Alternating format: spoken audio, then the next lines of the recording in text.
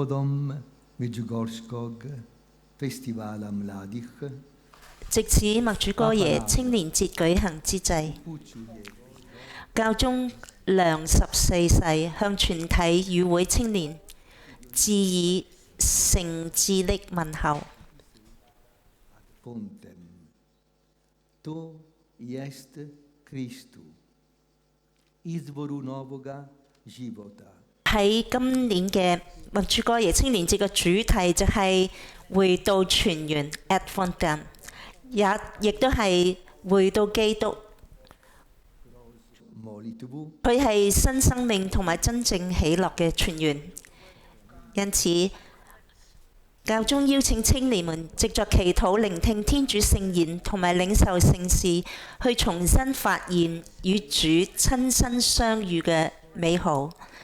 唯有佢能夠解除每一顆心靈嘅乾渴，並賜予人不斷重新開始嘅力量。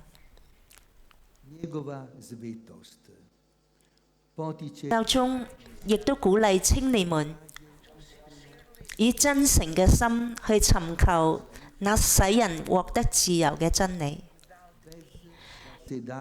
而唔要被轉瞬即逝嘅幸福幻象所迷惑。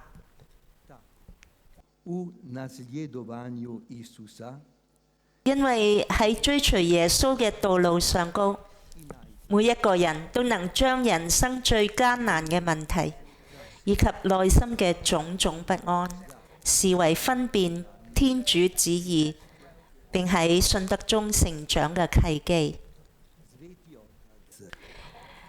除此之外，教宗亦都鼓勵青年們讓自己受聖神嘅引領，並信賴榮福童貞瑪利亞教會之母嘅轉求，使自己成為福音光明嘅見證人，促進手足情誼嘅推動者，以及社會和平嘅建設者。教宗保證喺祈禱當中去惦念所有與會者，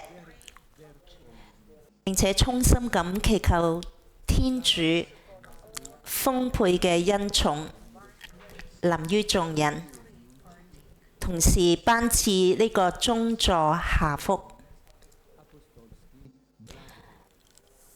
嚟自教宗國務卿伯多祿樞機柏羅林轉達嘅訊息。教宗良14世嘅訊息。